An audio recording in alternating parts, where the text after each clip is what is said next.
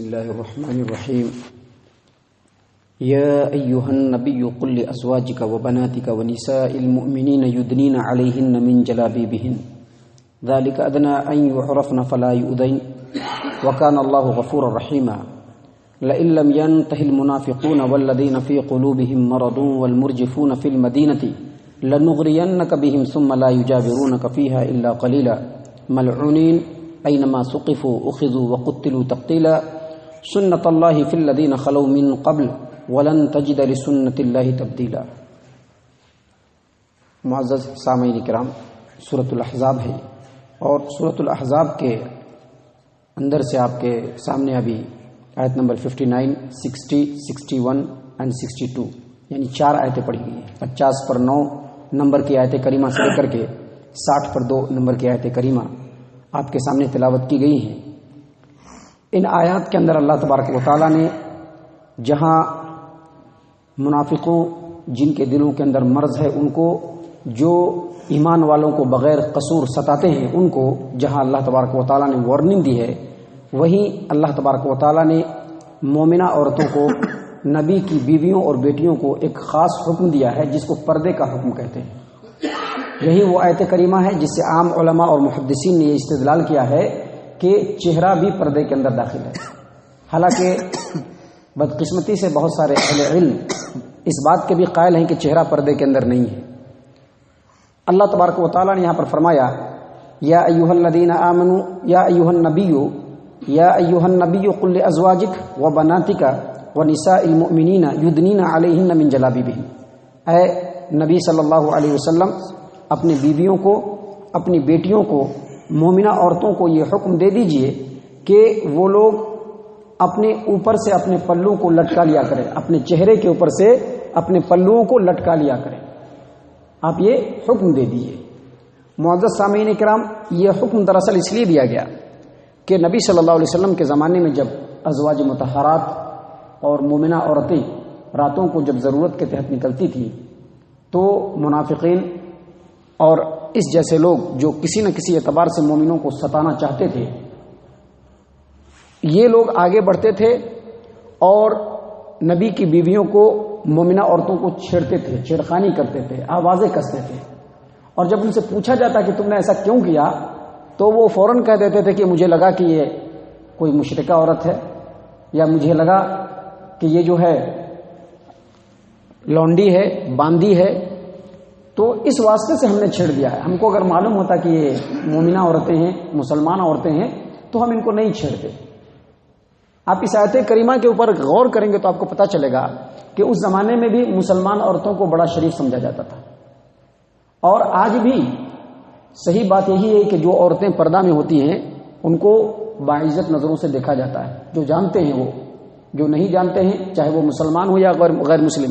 ان کی نظر میں پردہ کوئی شے نہیں ہے۔ لیکن قرآن کا جو فیصلہ ہو گیا تو بس قرآن نے واضح طور پر کہہ دیا کہ ذالک ادنی ان یعرفن فلا یؤذین۔ اگر آپ پردہ لٹکا لیا کریں گے، اگر آپ اپنے چہروں کو چھپا لیا کریں گے، اپنے سروں کے اوپر سے پوری چادر لٹکا لیا کریں گے اور پورے پردے میں چلیں گے، تو زیادہ امید اور زیادہ توقع اس بات کی ہے کہ لوگ آپ کو شریف زادیاں سمجھیں گے۔ آپ لونڈیوں سے، مشرکہ عورتوں سے آپ ممتاز ہو جائیں گے اور لوگ آپ کو شریف سمجھ کر کے چھیڑیں گے نہیں۔ گویا قرآن نے یہ فیصلہ کیا کہ اگر عورت پردہ کر لے تو اس کو پردہ کرنے کی وجہ سے نہیں چھیڑا جائے گا۔ لوگوں نے پردے کے خلاف چاہے جتنا ہی مہم کیوں نہیں شروع کیا ہو، پردے کے خلاف کتنی ہی غلط سلط باتیں کیوں نہ کہی ہوں، لیکن آج بھی جو عورتیں پردہ میں ہوتی ہیں ان کو کہنے، ان کو بولنے اور چھیڑنے کی بھی جرأت کسی کو نہیں ہوتی ہے۔ یہاں پر اللہ تبارک و تعالیٰ نے حکم نازل کیا، اور اس آیت کریمہ پر ایک بار غور کرنے سے ایک بات اور پتہ چلتی ہے۔ اللہ تبارک و تعالیٰ نے فرمایا یا ایھا النبی قل لازواجک وبناتک، اے نبی صلی اللہ علیہ وسلم اپنی بیویوں کو اور اپنی بیٹیوں کو۔ بنات، یہ بنات جو ہے یہ عربی لفظ ہے، بنات جو ہے یہ عربی لفظ ہے۔ بنات یہ بنتن کی جمع ہے، بنتن سنگولر کے لیے آتا ہے، واحد کے لیے آتا ہے، اور جمع کے لیے بنات آتا ہے، اور جمع بھی یہ جمع مکسر ہے، جمع میں بھی یہ جمع مکسر ہے، اور جمع جو ہوتا ہے یہ کم از کم 3 کے لیے آتا ہے۔ عربی کے اندر واحد ہوتا ہے،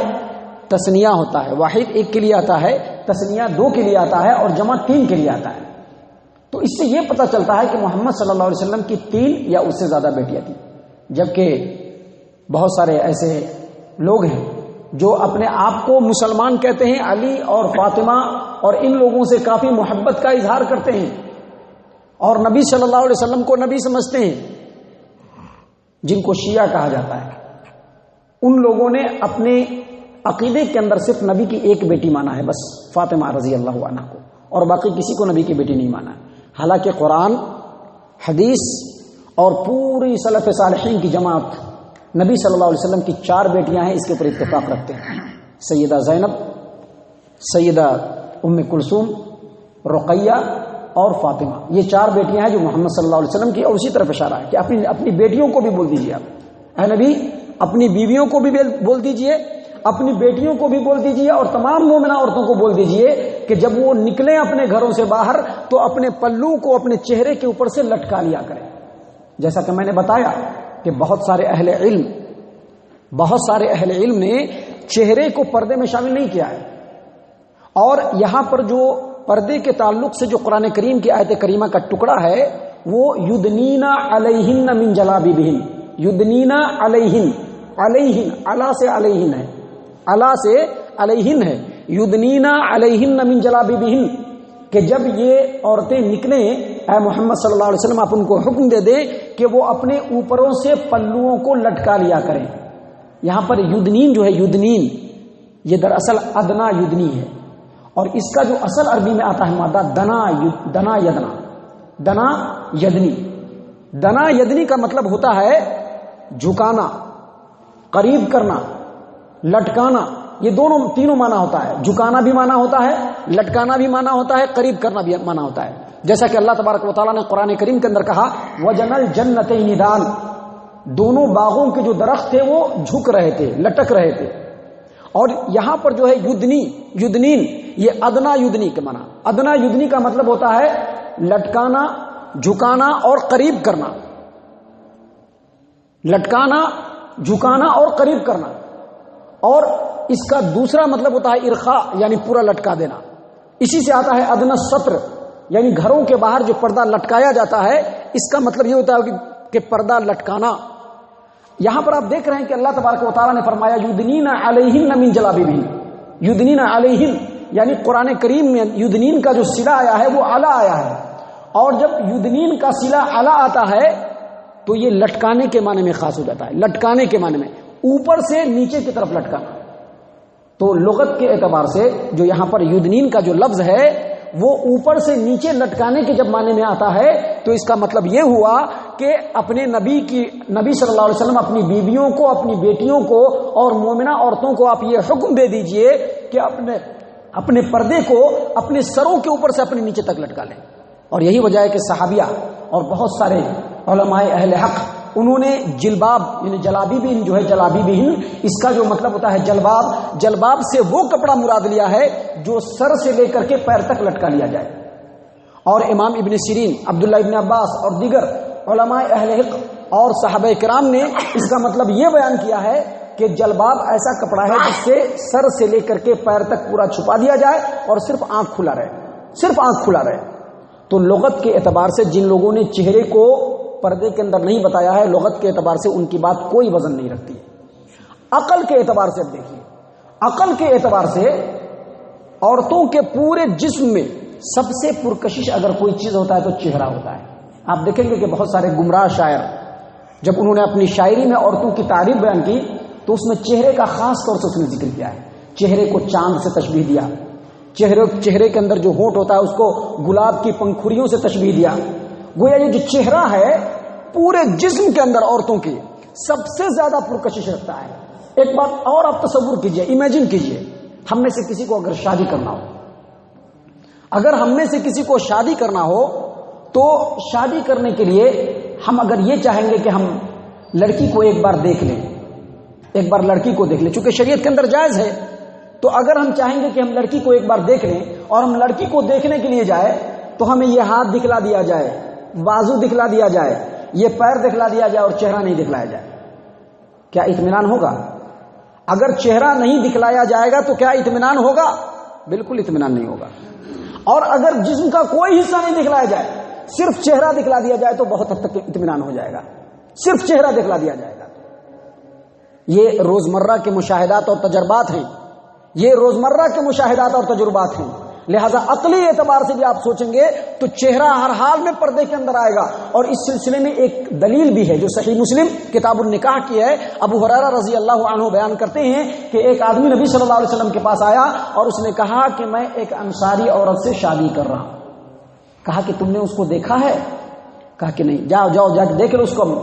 اس کو جا کر کے دیکھ لو، کیونکہ انصاری عورتوں کے آنکھوں کے اندر بیماری ہوتی ہے،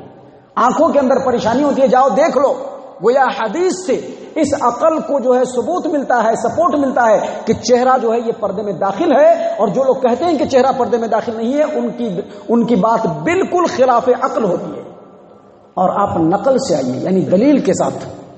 دلیل سے صحابہ کرام نے جو اس آیت کریمہ سے جو مطلب سمجھا، کیا یدنین علیہن من جلابیبہن، اے نبی صلی اللہ علیہ وسلم اپنی بیویوں کو، اپنی بیٹیوں کو، تمام مومنہ عورتوں کو آپ حکم دیجئے کہ وہ اپنے اوپر سے نیچے تک کپڑا لٹکا لیں۔ تو آپ حدیث سے دلیل لیجیے۔ یہ جو سورۃ الاحزاب ہے، یہ جو نازل ہوا سن 5 ہجری ذی القعدہ میں، یعنی عید کے 1 مہینے کے بعد،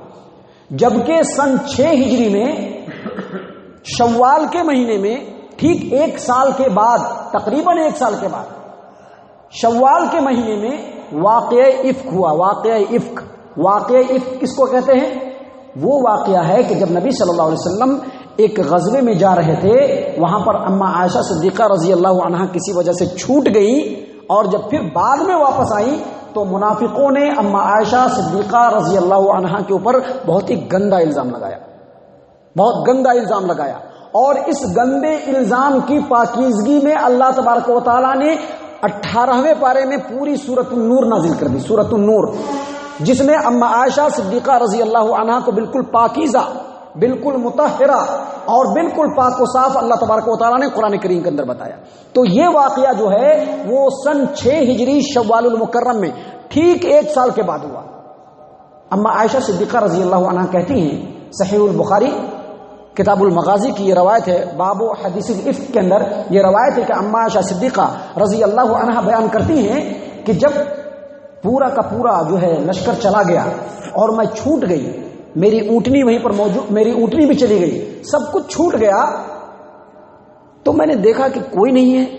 تو میں بہت پریشان ہوئی، اور پریشان ہوتے ہوتے اسی جگہ پر کسی درخت کے نیچے یا کہیں پہ وہیں پہ بیٹھ گئی میں ٹیک لگا کر کے، اور ٹیک لگا کے بیٹھنا تھا کہ مجھ کو نیند آ گئی۔ اور نبی صلی اللہ علیہ وسلم کی عادت مبارکہ تھی کہ جب لشکر کہیں سے کوچ کرتا تو پیچھے ایک آدمی کو چھوڑ دیتے کہ تم پیچھے سے آنا اور جو کچھ چھوٹا ہوا ہو اس کو لیتے ہوئے چلے آنا۔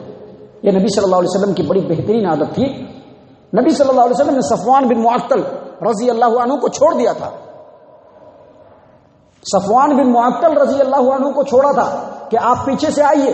جب وہ پیچھے سے آئے تو دیکھا کہ کوئی بیٹھا ہوا، کوئی چھوٹ گیا ہے، کوئی بیٹھا ہوا ہے، کوئی سو رہا ہے۔ قریب آئے تو دیکھا اما عائشہ صدیقہ رضی اللہ عنہا ہے۔ یہ پورا بیان کن کا ہے؟ یہ پورا بیان اما عائشہ صدیقہ رضی اللہ عنہا کا ہے، صحیح البخاری کی روایت ہے۔ اما عائشہ صدیقہ رضی اللہ عنہا نے کہا کہ جب میں لیٹی تو میں جب ٹیک لگا کر کے بیٹھی تو مجھ کو نیند آ گئی۔ اتنے میں صفوان بن معطل آئے اور انہوں نے مجھ کو دیکھا تو انا للہ و انا الیہ راجعون پڑھا۔ کیونکہ وہ مجھ کو پہچان گئے، اس لیے کہ انہوں نے پردے کے حکم کے نازل ہونے سے پہلے مجھ کو دیکھا تھا، پردے کے حکم کے نازل ہونے سے پہلے مجھ کو دیکھا تھا، مجھ کو دیکھتے ہی وہ پہچان گئے اور کہا انا للہ و انا الیہ راجعون، انا للہ و انا الیہ راجعون پڑھا۔ اور جیسے ہی انہوں نے انا للہ و انا الیہ راجعون پڑھا میری آنکھ کھل گئی، اور میری آنکھ کھلی تو فوراً میں نے اپنے چہرے کو چھپایا۔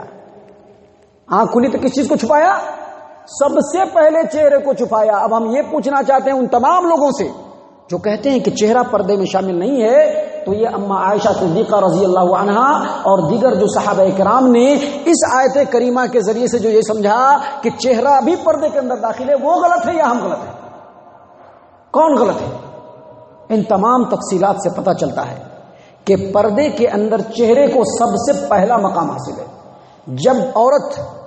کسی بھی غیر محرم کے سامنے کسی بھی وجہ سے آئیں گی تو تو ان کو اپنا چہرہ چھپانا بہت ضروری ہے. اسی بات کو اللہ تبارک و تعالیٰ نے یہاں پر کہا یا ایھا النبی قل لازواجک وبناتک ونساء المؤمنین یدنین علیہن من جلابیبہن ذلک ادنی ان یعرفن فلا یؤذین وکان اللہ غفورا رحیما. اے نبی صلی اللہ علیہ وسلم اپنی بیویوں کو, اپنی بیٹیوں کو, مومنہ عورتوں کو آپ حکم دے دیجئے کہ وہ اپنے اوپر سے اپنے پلو کو لٹکا لیا کریں, اپنے چہرے کو چھپا لیا کریں اور پورے طور پر پردے میں آ جائیں. اور ایسا اگر وہ کریں گی تو پوری امید ہے کہ ان کو پہچان لیا جائے گا, ان کو شریف سمجھا جائے گا, شریف گھرانے کی سمجھا جائے گا.